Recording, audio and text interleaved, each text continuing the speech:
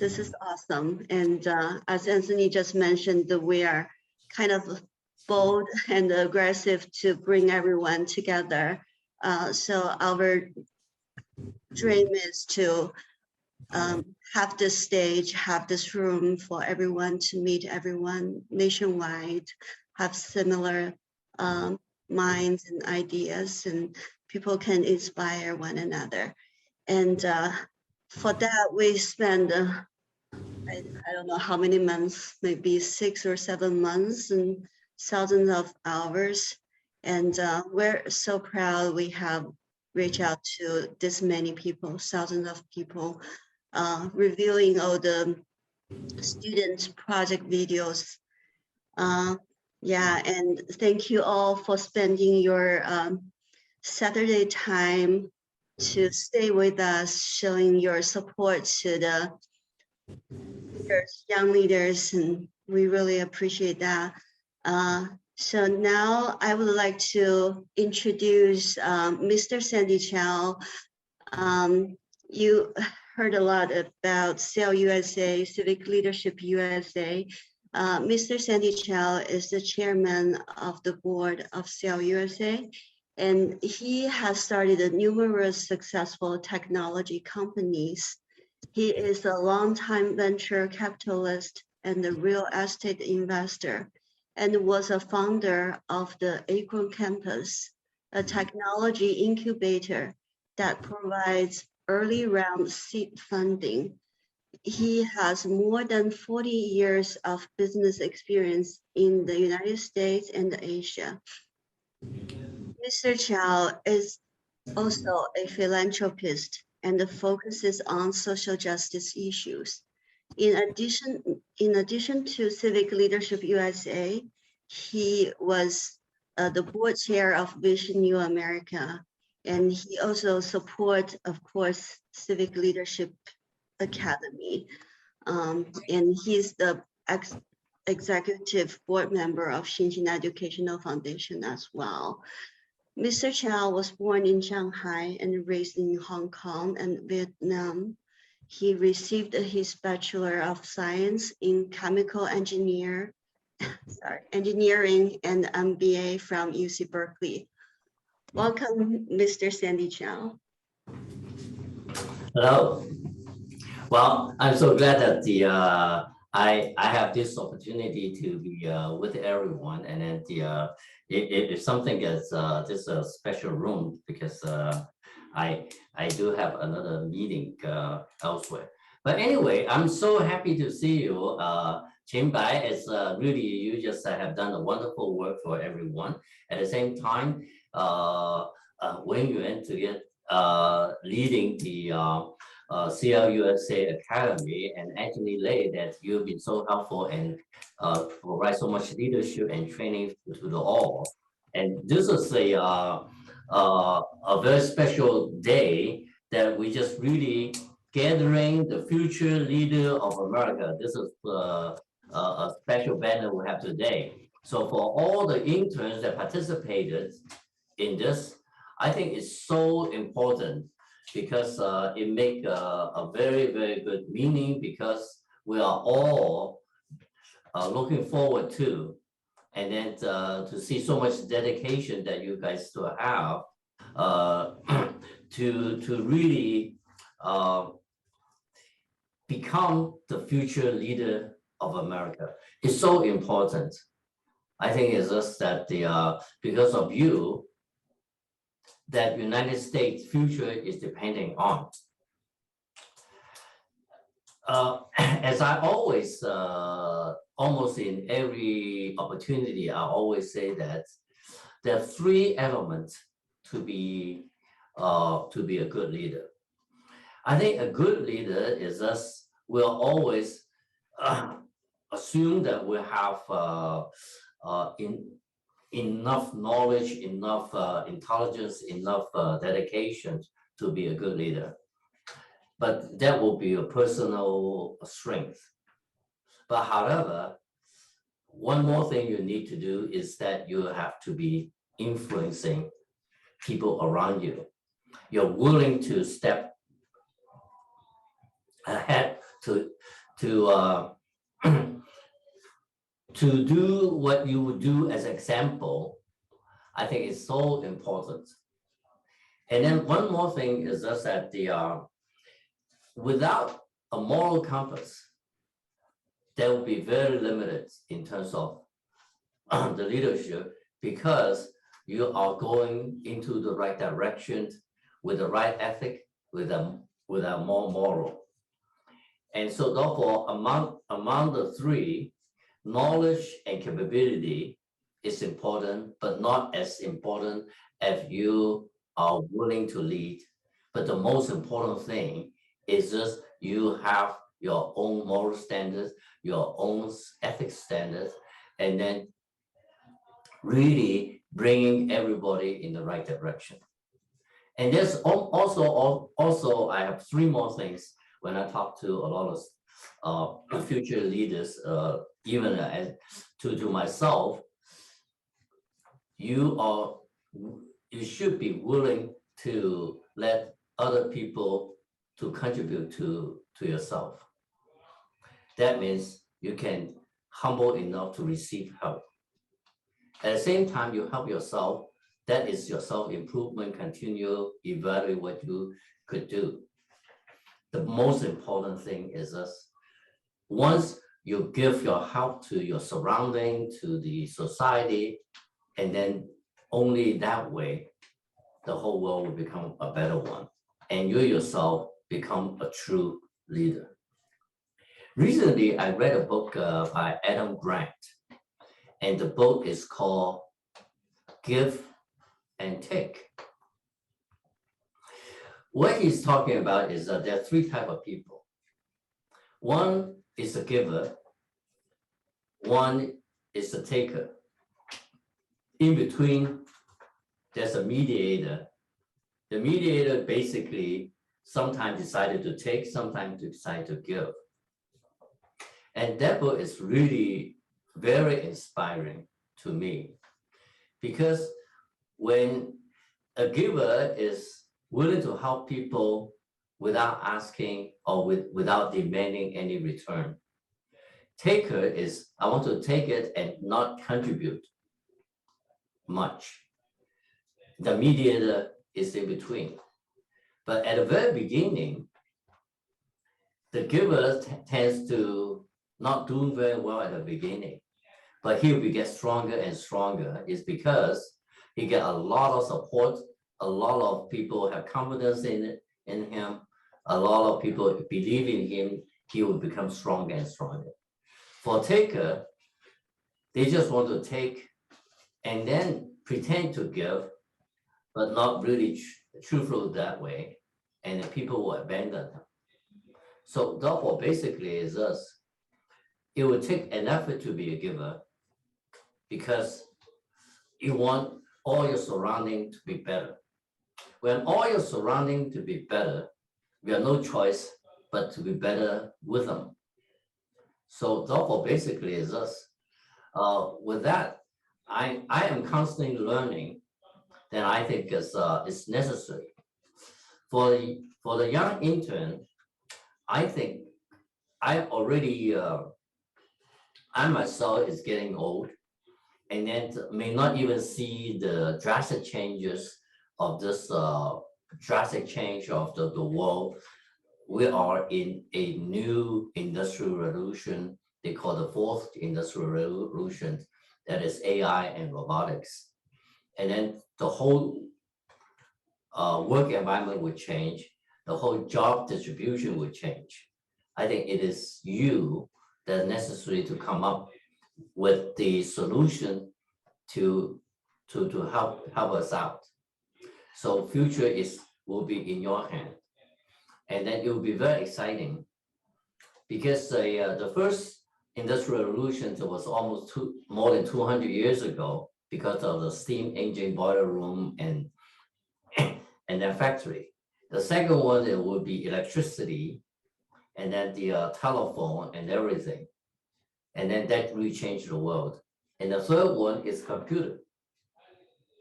Now AI and robotic will lead us to a new world, and then the whole infrastructure and everything will change. I think you guys have a new burden. And then I believe that with the right heart, with the right intentions, you guys will do well. And then I'm very happy that you participate in this internship. And I think you understand the society, how everybody work together. And I truly believe you will be taking the baton and then make this world a better one because of your hard work, because of future sacrifices, because that you give without demanding any return. And then ultimately you'll be all very successful. And I believe, truly believe that as Banner said, this conference is a future leader of America. God bless you and God bless America. Thank you very much. Thank you, Sandy. Thank you. Mr. Sandy Chau is truly my role model. He inspired me a lot. Thank you for sharing your vision and your insight, your experience with us. And he's always like to support people around him. And he truly believes in people can really make change to the world. So now we would like to recognize our 2021 Intern of the Year Award. So I will read out the organization name and the intern name as well. And when you hear your name, please turn on your video and we will at the end invite Mr. Sandy Chau, and we took a group picture with all the students who received our Intern of the Year award. So here goes first one from APAPA North Texas chapter, Amy Nguyen. And the second one from APAPA Solano chapter, Ashley Chen. And from organization NAFA, student name is Benjamin Ramos. I'm sorry if I pronounce your name wrong.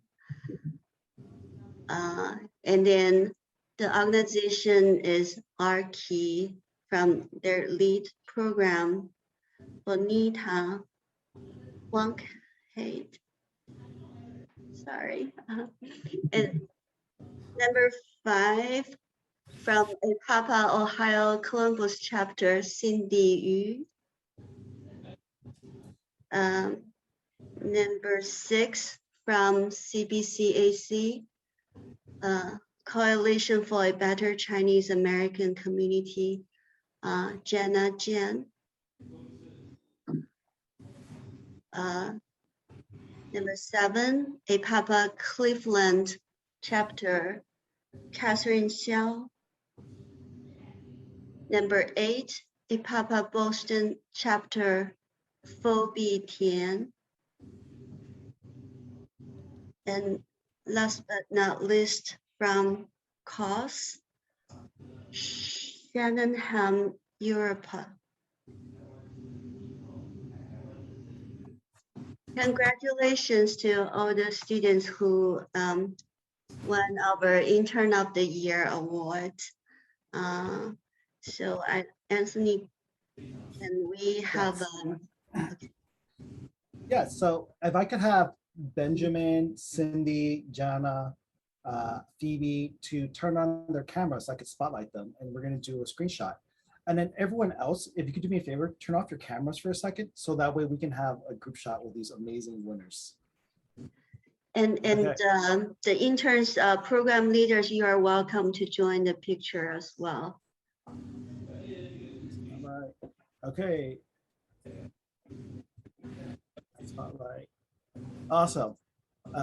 Spotlight. And then program leaders, let's not do program leader only because I don't know who they are.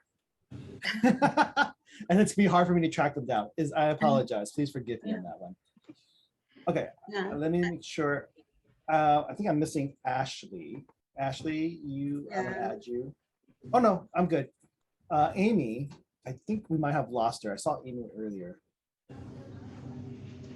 I know one student couldn't make it. They have a family Okay. thing she needs to take care. Yeah. All right. I think I have everyone who is still here with us, who's not having a network connection. Everyone smile, and then Wen will take the picture for us. Anthony, can you stop your screen sharing? Thank you. There you go. Yeah, and Sandy, can you add Sandy? We need to spotlight spotlight, Sandy yeah. as well. There you go. And can we spotlight Wen as well? Ooh. That's weird. I can't see the spotlight Wen. Why is that? Bobby's here. Bobby Tian is also. All right. Oh, there we go. I'm gonna add spotlight. Yay! When your camera's off. Yeah, he muted me. Okay, congratulations and have a Bobby, big smile. Bobby's not spotlight yet. Sorry. Oh, let's try that again. Cindy, How do I? yeah, you look great, Sandy. Okay, all right. I am trying to add Phoebe, but for some reason it's not letting me. Oh, Yeah, I see Cindy is and Cindy, your camera is off. Okay. Why don't we go ahead and do this picture? And then Yeah, we I'll have do a picture Cindy. first. Yes. Smile. Please smile, Smile. everyone. good job, Okay. everyone. Bye. Okay, I'm done. Good job, good job. We have more girls. It's a year for great leadership from women. Okay. So All right. Sorry for the technical difficulty, folks. Ching, go ahead. oh, so next we'll invite our keynote speakers to give speeches to the audience. So Jason, are you here? Yes, I'm here. Oh, Ching. thank you. Hi, Jason. Yeah, let me introduce Mr. Jason Tangco. He is former executive director, National Federation of Filipino American Association, and he's the White House liaison for the U.S. Office of Personnel Management. Jason Tangco brings over a decade of experience in public service and community organizing, working for the White House, Congress, presidential campaigns, and nonprofit organizations. He currently serves as the White House liaison for the U.S. Office of Personnel Management, the Chief Human Resources Agency, and the Personnel Policy Manager for the federal government.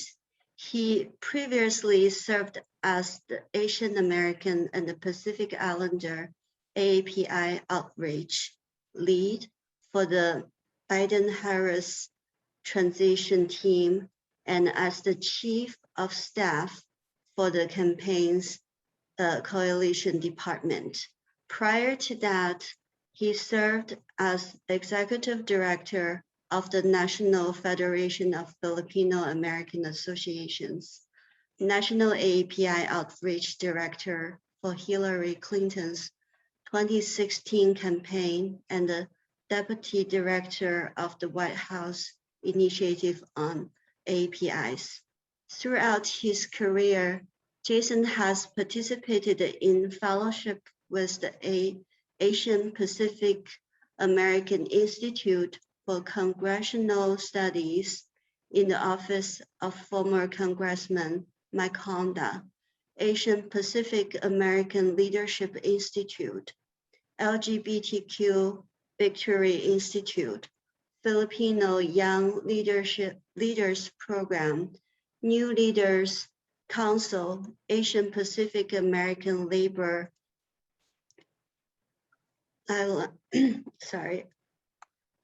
Alliance, Center for Progressive Leadership and Public Policy and International Affairs Program. Born and raised in the San Francisco Bay Area, Jason has a BA in political science from UCLA and a master's in public affairs from UC Berkeley's Goldman School of Public Policy. Welcome, Jason. Great. Thank you so much, Ching. Good afternoon, everyone. It's really great to see you all. I was just scrolling through. It's great to see a lot of familiar names. I also had a chance to drop by and watch some of your projects earlier, and I'm just so impressed. I know that the theme for this today is future leaders of America, but I think you all have really proven that you are today's leaders. You are doing incredible work in the present, and I can't wait to see where you all go moving forward. I'll be brief because I know it's been a long morning and I don't want to stand in the way of Project of the Year, and really looking forward to seeing who gets that. But I wouldn't be here, being able to serve in the current administration if it weren't for, others who really paved the way for me to pursue a career in public service. And I got my start 10 years ago, and I was just actually reflecting on this. In 2011, I was an APEX fellow with the Asian Pacific American Institute for Congressional Studies. Some of you may know and have heard of APEX.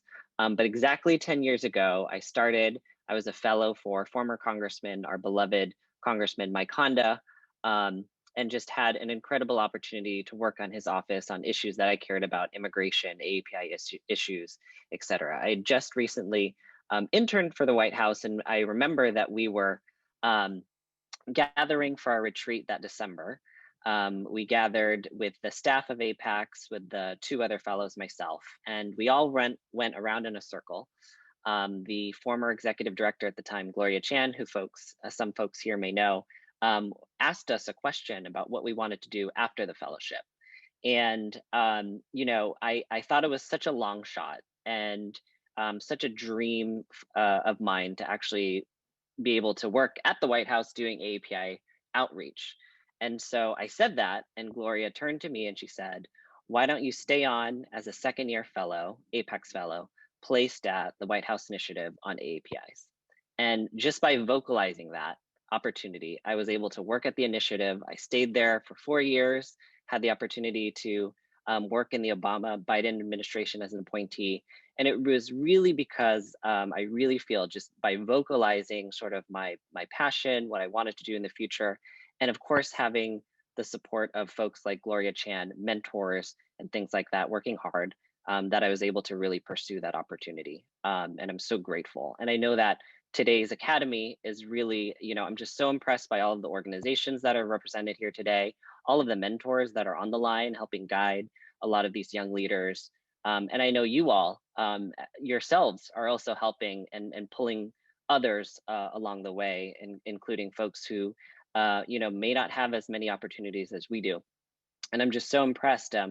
Currently I'm able to serve, as Ching mentioned, as the White House liaison for OPM in the current administration, and seeing the commitment from the president and the vice president to have an administration that looks like America. We saw that with the historic appointment of the election of Vice President Harris as the first female, the first AAPI and Black vice president. We see that with individuals like U.S. Trade Representative Catherine Tai, my boss, Kiran Ahuja, who's the director of the Office of Personnel Management.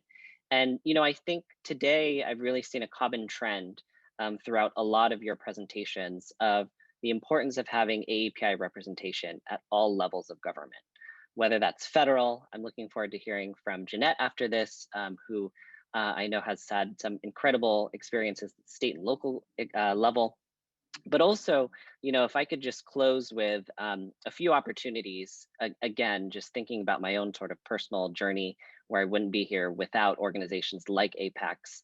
For you all to consider moving forward, I'm sure you all, this is on your radar, but considering interning for the federal government and working in Washington, DC, of course, once it's safe to return post-COVID, but with organizations like, you know, I'm thinking about APAPA, OCA, CAPAL, ILF, WLP. I know those are all acronyms right now. I'm happy to drop it on in the chat after this, but and so many other AAPI organizations that have paid internships and opportunities for you all to be able to work in the federal government if you're interested. My agency, OPM, the Office of Personnel Management, also has what's called a Pathways program for the federal government. So if you're interested in an internship, if you're a recent graduate after you graduate, if you're a master's student, you can pursue the Presidential Management Fellows program, but there's a lot of opportunities to be able to work in the federal government. You can seek an appointment as a political appointee through the Presidential Personnel Office, and navigating that process could be a whole other webinar, which I'm happy to share with folks. But there's so many opportunities, and if not those, you know, considering volunteering, working on a political campaign, no matter what your background, no matter what your political affiliation is, or even serving on a board. You know, I see so many nonprofit organizations represented here. As Ching mentioned, I used to be the executive director of NAFA, and it's really great to see all my NAFA folks, shout out to them. But to be able to serve on a board is a really, really great experience. And to be able to push your organizations and to ensure that young people are represented on these boards. It's a really great leadership development opportunity, but also it's important, as we're talking about representation, to also have representation of young people in the decision-making room, making decisions on behalf of our organization. So I really do encourage you all to consider those things. Again, working in the federal government, interning for these API organizations, volunteering, working on a political campaign, or serving on a community board. You know, again, these are all opportunities that helped really pave the way for my career. I know so many of you here have also had these opportunities, and really do encourage you to continue the momentum and work. You know, under this current administration, again, just really grateful to be part of administration that continues to want to advocate on behalf of the API community, given just so many issues going on right now in the world. But I'm really just hopeful from seeing all of your presentations, and I can't wait again to see what comes next. So Ching and CLUSA, thanks so much for having me. Please know that I'm a resource if anyone here has any questions, and just thank you all again for the work that you're doing. Thank you so much, Jason, for your heartwarming sharing and what amazing opportunities you just mentioned to all of us. We know Jason for years through NAFA. Shout out to NAFA and all the organizations, programs you paved the road for leaders generation after generation. You have done great job. And then also for our young leaders, you guys are amazing. So next, our keynote speaker, Jeanette Moy. I said earlier, we don't have too much time to prepare our speech well due to a lot of coordination work, but I do want to introduce our keynote speakers well.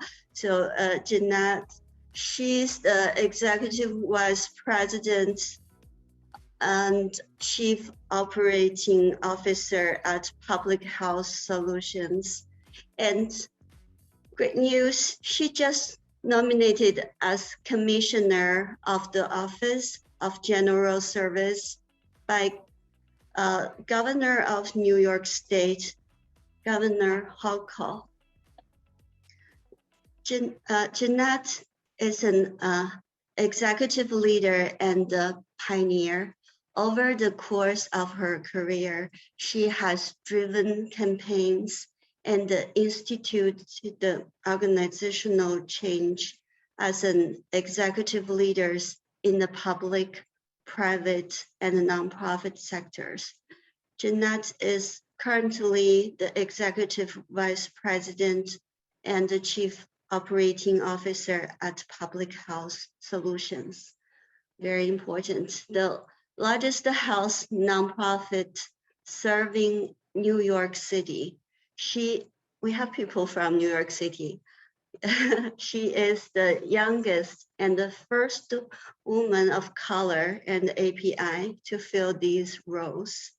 PHS addresses crucial public health issues and delivers services to the vulnerable New Yorkers, including access to food security programs, health insurance enrollment, material and child health, reproductive and sexual health services, tobacco control, HIV, AIDS, and emergency response to health crisis, including the COVID-19 pandemic, which is devastating diverse communities across New York.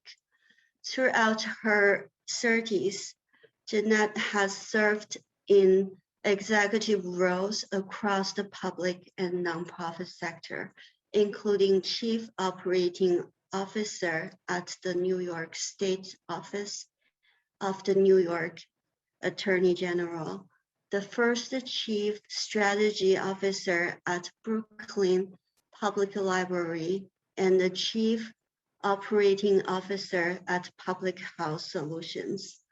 The decade before, she was Deputy Chief of Staff and Senior Policy Advisor at the New York City Mayor's Office.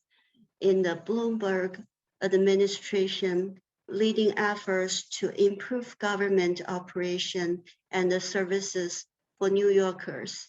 She helped from API organizations, including APIA Vote, Asian American Action Fund,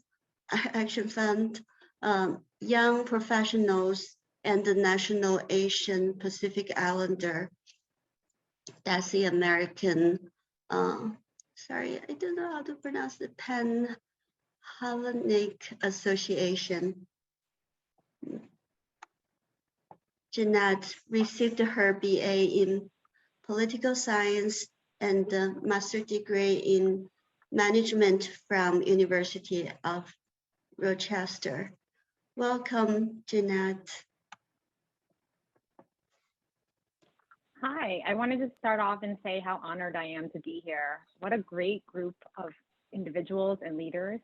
And I wanted to start off by telling you a little bit about who I am, because I think it's important to sort of demystify leadership, right? Because so many of you, I expect, are one day going to be where I am today, talking to others.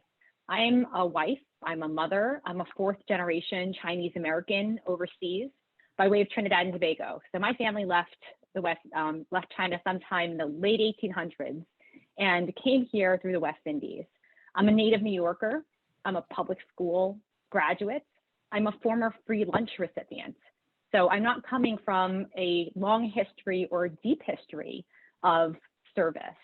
And I'm also the daughter of small business owners. We used to joke around in my family, I'm one of four, that the reason my parents still kept having children was to make sure they had staff for the hardware store. And maybe some portion of what I tell you about my history is something that you'll remember or reflect on by yourself, because I am confident that after hearing all of your ideas, that one day you'll be working with me, or maybe I'll be one day working for you. But I want to tell you the way that I got here, and again, my roots in the States were very shallow for my family, was I just always enjoyed service. I got energy from it. So in high school, I was in Key Club. I volunteered at an AIDS soup kitchen, which by the way, in the 90s was scary for my family. I think my mother actually forbade me from showing up because AIDS in the 90s was a death, it was a death sentence. People didn't know how it was transmitted. They were scared to interact with people that had AIDS. And it was something where it always shaped my thoughts around people that we serve and how you do that work. And that was very individual. I ended up being lieutenant governor of the Metropolitan Division of Key Club. I was a New York district secretary. All of these strange little things that sort of had me growing my leadership muscle. And when I went to college, I started a chapter of a sorority. I ended up becoming national president. I started a voter registration drive where we looked to register Asian Americans across the nation to try to just get them out to vote. And that happened in 2004, and that ended up becoming a national Greek organization, Greek-lettered organization. It became also my avenue into becoming one of the founding board members for APIA Vote. That was my leadership organizing muscle. And I really loved how Andrew had framed that earlier about leadership being a muscle, because I've applied in a couple of different ways. I think that each organization that I worked for, and there have been a few, have always been a stretch. I knew just enough to feel like I could take on that role, but not enough that I was always learning, I was always adapting. And I'm hoping that you do that all in your careers. In each role that I've taken on, for better or for worse, I was often one of the few. Maybe I was the first, maybe I was the only. And whether that's the youngest, the only woman, the only Asian American, the only person of color, that can be hard, that can be isolating. And I really hope that's not true for you. It may be, but I want to talk to you a little bit about what leadership looks like. And so there's a couple pieces of advice that I want to give to you that I've learned over my career. And one is that, and you hear this from a lot of people, dream big. And I know I don't actually have to talk about this for too long because I've heard your ideas on climate, on COVID. You're identifying issues, you're already digging in, you're seeking to make change. Don't stop, keep going, right? But while you're also dreaming big, also dream small. When you see a problem, don't be afraid to dive in and fix that little piece. In the 2000s, this is an old, like not that long ago, some of you may not remember that piece, but I have helped to craft New York City's first social media policy, which meant, and the first social media steering committee for government. That may sound crazy, but when I was a policy person, government did not allow agencies to talk on Twitter or Facebook. I think they used to call it that tweeter. That's what I remember being told. And we actually created a regulatory framework that allowed agencies to be able to just engage with the public. It wasn't a thing that was respected by the bureaucracy. They couldn't understand it. They were scared of the risk. And that was in the center of the media world. I ended up working also on the details of language access, right? And so as a person, as Asian American woman, you know, you can't just do customer service without thinking about multilingual support, you know, without understanding the unique community attributes and applying it. And that experience and my identity, being a woman, being the daughter of immigrants, it helped me to think about being a better policy leader, being a better business person, making better decisions. You know, I ended up also working on great programs to create digital access for low-income communities in New York City, helping whether you lived in Brownsville or you lived in East New York or you lived right in Flushing, you can get access to, you know, digital devices and broadband. And we did that with Google. Those were some of the programs I was so fortunate to work on. And I know all of you with those little ideas that you're starting to germinate, you're going to have the opportunity to. Now, I know that those ideas at the time, they didn't feel like much, but there was a lot, and now in retrospect, they feel kind of big. They are hard and non-glamorous work that I knew, you know, at some point would make someone's life better and different. I also advise you all to just know yourself and just be comfortable that you're going to change over time. Nothing is permanent. Life can feel short, especially when you're in college and you're just starting out, but really it's actually long and it's fast, and your passions in your career are going to continue to change, and you're going to have that opportunity to reinvent it. You know, for me personally, after a while, I understood that what I was best at was change management. I love and I grow and I thrive in environments in which we're making shifts, identifying problems, diving in, fixing them, making it better. And if you've worked with me, you'll know that I believe in taking on hard questions and just trying to do the right thing at that moment, fixing it and moving on. So the next year you'll have new, better, and bigger programs. And that's kind of how you create a track record. So knowing yourself and where to push is going to help you succeed and take on that next little level as you become a better and stronger leader. And I encourage you really, the fourth thing is to really challenge yourself. Don't be afraid to fail. You know, I love that comment again about leadership being muscle, and you have to push your boundaries in order to be a stronger and a better individual and leader and person. Don't be afraid to fail. And I'll tell you, when I graduated, it was post 9/11, and I lost friends. It was one of the hardest times to graduate because for me, it was traumatic. And I felt like I just needed to be home and close to family. You know, my high school was in the shadow of the Twin Towers. And I stayed too close to home. And then one day I woke up and I thought, you know what, I'm just going to move to Washington, D.C. And I don't think I had that much money. I think I had enough for half a month's rent. and I ended up working on a presidential campaign. I was there just to lick stamps and send some letters. And you know what? I ended up being the deputy director for Asian American Outreach. And you know what happened to that campaign? It failed. And so what did I do? I started to work for Borders. You've probably never heard of it because that too failed. That was a bookstore, right? Just like Barnes and Nobles. I went to work at a research firm that was acquired. I went to a health startup that was acquired. The only thing that was constant in all of these career decisions were how I learned to adapt, what I learned about myself, and how change was constant. And so I just encourage you to always just put yourself out there. All of these things that you're starting to develop, that you're thinking about and that you're going to grow, just keep stretching and know that's going to make you a better leader and a more articulate individual, somebody who can apply themselves in different challenging situations. And I will say, you know, one of the most important things I learned is that when you're at the table, know that you own your space. Know what you're there for. You are there for a reason, right? And it doesn't matter how smart everyone else is that's sitting there. Know your area. It's the best advice I ever received, right? If you're a policy person and your job, or you're just an analyst, or if you're in business, you know, you're the person who's working in human resources or training, you're there sitting at the table to give, like, you're giving your opinion on the space that you own. No one else at that table has your unique experience, your unique perspective. So make sure that you contribute actively, you know, and when you're there and you have the opportunity to lead, do the hard work, dig deep and connect with others. And the last thing I'll leave with you, because I really do feel like you are all going to be such amazing leaders that I'm looking forward to partnering with one day, uplift others. Again, if you're here today, you're already a leader. These ideas and these concepts, but one of the most important things that you can do as a leader is to uplift the efforts of others. Leadership is not individual. It's a team effort. It's a matter of how you connect with others and how you bring them alongside you so that you are not you may be the first or one of the few, that you pave the way for others. So make sure that you're making space for others to follow. Be aware of who's at the table and whose voices aren't present, and make sure, again, that you are thoughtful about those pieces in all aspects of leadership. I really do wish all of you the best in everything that you're doing. I know you're all going to have tremendous careers. I look forward to hearing from you. I congratulate you on your successes of what you've done over the past few months. And I really hope that one day I'll see all of you joining me in public service, because I think you've got great careers ahead of you. And I am so confident that we're going to be seeing you on a table like this one day, inspiring others. So thank you all. Thank you so much, Jeanette. This is so encouraging. And all the best wishes to your new position.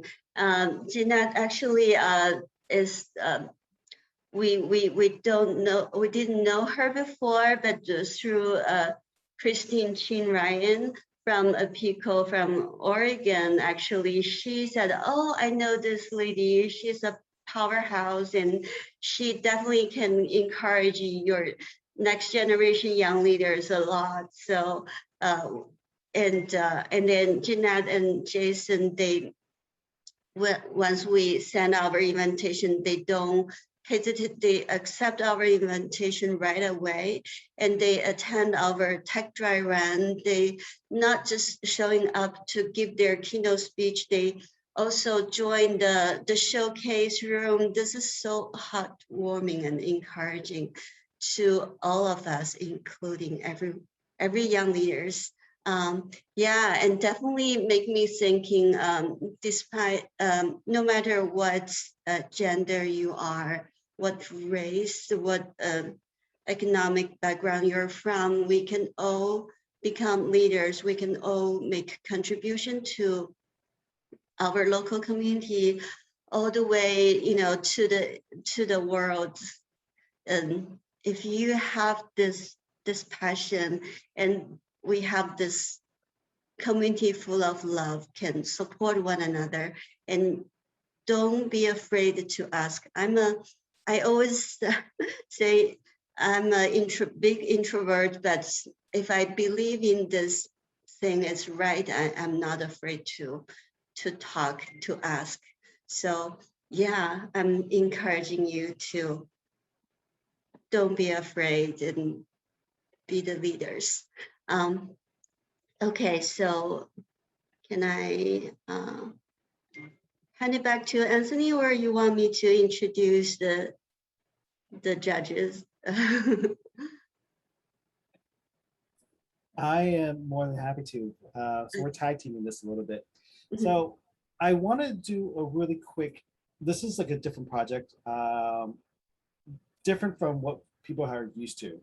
What we did, we put a call out and say, you know what, we believe there are projects out there. Let's see what comes up. We had 3 different projects. We voted, we were able to narrow down 16. You saw it presented today. And then from there, we handed it off to the judges. Now, it's really funny. Some of these judges are also friends of mine.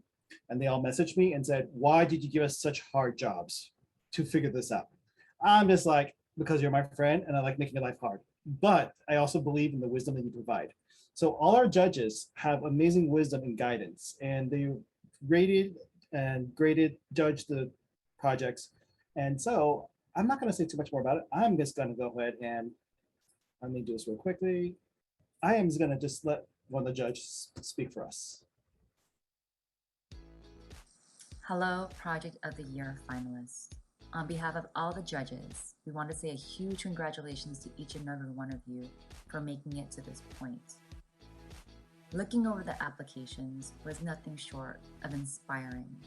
To see your determination, your grit, your compassion, and really your vision for the society you want to help build was so profound. Thinking back to when I was your age, there's no way I was doing the type of work, the caliber of work that each and every one of you portrayed in your application. So no matter what the results are today, we just want to say congratulations and thank you for your contributions to making your community stronger, more compassionate, and overall better for the future. Looking over what you guys accomplished, it gives us so much hope that our world really is in capable hands. As you move forward, I hope that you will be able to take the lessons, the joy, the resilience, the grit, just all the lessons that you learned with you and all the work you do moving forward. And really above all else, I hope that you were able to derive some happiness from the work you did, and you're able to take that passion with you in what you do in the future. Please remember, you have a lot of life to live.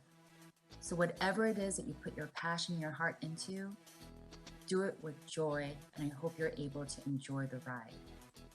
Again, congratulations from each of the judges for where you've come, and best of luck, best of everything as you move forward in your journey ahead. Take care, and thank you for the privilege in looking over your incredible. Oops. Hello. There you go. All right, folks. So this is what we're going to do. I'm going to have these slides up and I'm going to read through the groups, their projects. And so if your Wi-Fi haven't cut out yet and your bandwidth is still good, if I list out your projects, turn on your camera. Because after we're done with all of this, we're going to take a large group picture. Okay. So let's go ahead and do that right now. Third place, right? These are like very good projects as we talked about, right? Make Texas Brave Community Nourishment, Yapa Let's Talk, Rise Again, Energy Upgrade, California, MHC Post-Confirmation Leadership. Side note, they are actually serving the homeless population right now. They're actually passing out stocks, so they're not going to be here for us with this. Racing to Reach the Underserved, Apico's Climate Relief Fund, Vote 16 SMC, Government 101 Civic Education. Y'all, do me a favor in the group chat, congratulate them, right? They've done a lot of work. It's amazing work, right? And by the way, keep your camera on because we're going to go now to our second place. And just for fun, I think you all can hear this. Second place, Ethics Studies in MVLA District. So the Mountain View Los Altos District. Server Spotter app. There's an app now for services. What? Designed by students. Oh, come on. I barely get past math and trigonometry. And this person's doing maybe a little jealous, but also in a good way. Public Health Enhancement Project, Helpful Hands to House of Hope, Standby API Conference. Y'all do me a favor, congratulate them. Second place, oh my goodness, have your cameras on. If I mention your group, because we're going to take a large group pictures together. All right. All right. And then first place, right? They've done a lot. They've gone through multiple levels of judging, right? Let's give a round of applause for Snap Civics and make Lexington a better place. They deserve this, right? Amazing, amazing work. Oh my goodness. If I just mentioned any of your groups, right, please, please, please turn your camera on because we're going to do a group shot real quick. All right. Oh my goodness. Oh, I see people. And by the way, if you're the adult advisor, I want you in the pictures too. Okay. None of this like, oh my God, I'm going to let the children. No. The children, the youth, the students grow because of us, and we provide mentorship and we believe in them. So you're part of this picture. All right. Oh, by the way, and the last piece, because we believe the new generation, new frontier of like civic engagement is, and I've said it, is the social media and the social networking world. And so we did something a little different this time, and we created a people's choice. And our 4,000 people voted. They received the most votes. Rise Together project. So can we give them a round of applause for that too, right? Connecting their work and being able to advertise, be able to connect and get the word out. Okay, you all deserve this. Okay, before we take the picture, do me a favor, everyone raise your right hand for me. Raise your right hand. Right, I'm not gonna make you do any oath, not any citizenship stuff, but just give yourself a pat on the back. You deserve this. Oh my goodness. All right, so everyone, do me a favor. If you wanna like pose with a coffee cup, if you wanna be like, this, however you want to pose, we are now taking a group pictures. I'm going to take myself off spotlight so we can have everyone's picture. We are now doing a group picture. When, tell me when we're good. And in the meantime, I'm going to throw on some more music to just do this. Okay. I'm changing it. Ooh, remove spotlight. I'm removing spotlight. Okay. Okay. Are we good? Okay. One, go ahead and take pictures. We're going to take a large group picture right now.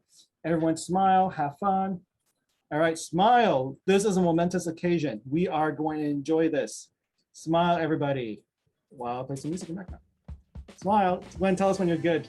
Well, have you spotlight them? I don't see. No spotlighting. We're taking everyone's right pictures. now, I'm just taking gallery view pictures. So there are quite a few of them. So I'm going to take a few pages. Yes. So everyone pose and pause. I know it's kind of hard because the music's really good.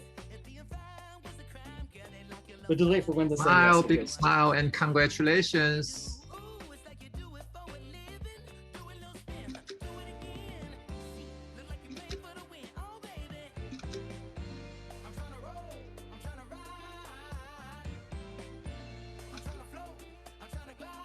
Okay, I think I took all the pictures. Awesome. Thank you. That was challenging to stay put into the picture. All right, folks. And so we have one last thing, and then we're going to send you all off into the other, right? And it's a chance for now for Ching and Wen to let us know what's next, what's going to CL is going to do in the next minute or two. And then we're going to send you off with a thank you and know that you did an amazing job. So is it Ching or Wen who's going to talk about this piece? Yeah, okay, it will be me. Yeah. Okay, thank you very much, Anthony. And wow, congratulations again to the award winners, both interns of the year and projects of the year. So despite the difficult year of 2021, with pandemic still going on and anti-Haitian hate rising, what you have done are really impressive. You are truly changing the world, making big impact in your community.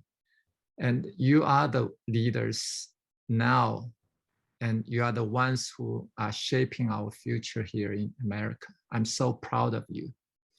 So talking about Civic Leadership Academy, as Ching already mentioned, the internship program actually started more than 20 years ago with Vision New America, who was set up by Mr. Sandy Chau and other Asian American civic leaders to promote the civic participation of underrepresented groups through our public policy internship programs. And in 2018, VNA's Vision New America's internship program merged into Civic Leadership USA, That's another nonprofit started by Mr. Sandy Chau with the same mission to promote civic engagement. And early this year, in May 2021, Civic Leadership Academy spun off from Civic Leadership USA to manage the internship program and the development of young civic leaders. So, so you hear a lot about Vision New America and CLUSA and CLA. So that's kind of a bit background. So CLA have partnered with more than 20 AAPI organizations and secured government and public service intern positions for over 250 students this year. And with the support from CLUSA, we were able to provide the internship grant to our partners to support the internship programs. And we are also working to discover and develop more young civic and community leaders. That's why we have set up this showcase and award ceremony, the platform to promote and showcase the civic and community projects that you are all doing across the nation. And it's amazing, in just a few months, we have outreached to thousands of people, received more than 50 projects, and you can see them all listed on our event website. And talking about next year's plan, we will continue to expand our internship program to more cities, regions, and be more inclusive. And we'll announce the program early next year, likely in January 2022. So so you guys, more organizations can plan ahead and participate. This year, we have offered workshops and training sessions to help youth leaders to prepare and plan the projects. Next year, we'll provide more workshops and trainings to help you guys. And for the next year's showcase and award ceremony, we plan to have it maybe in November or in December to give more time for you to prepare and to include more projects and programs. Education and civic leadership are very important, so we'll also partner with our partners, other organizations, to provide like seminars on American culture and history, ethnic studies, government 101, all those programs. And we'll also start a pilot program on training of civic and community leaders. That's for our adult leaders as well. And of course, we cannot do all of this alone by ourselves. We would like to collaborate with all of you, all the organizations who have like youth development programs and active in the civic engagement area. And if you have any ideas or suggestions or any programs, please feel free to contact us, Ching or me or any of our team. We'd love to hear from you and work with you. So I guess it's already over time. I'm so excited to and honored to meeting all of you. And I also like to take this opportunity to thank to our great keynote speakers, Mr. Sandy Chau, always my role model, and he's my mentor. And Jason and Jeanette, you shared your stories and advices to our young students. You are so great. I'm sure you will be their role models and inspiration. And I'd also like to thank Pivotal Moment, the wonderful team who helped us and worked tirelessly to make this event happening. and Yapa, who helped us moderate 2 Zoom rooms and offered technical support to this event. And of course, our community partners, our grantee organizations, and all the participants here. And again, special thanks to Ching, who is the educational director in CLA and the lead to organize this event. She spent like very much effort to work on this event, and to midnight every day. So again, thank you very much for your participation, and I think we'll see you next time, and enjoy your rest of the weekend. Thank you.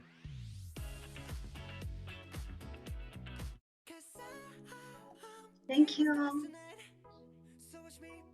Thank you. Thank Thank you. you. Thank you. Thank you so Thank much. Congratulations. Thank you. Congratulations. Congratulations. Everyone. Thank you.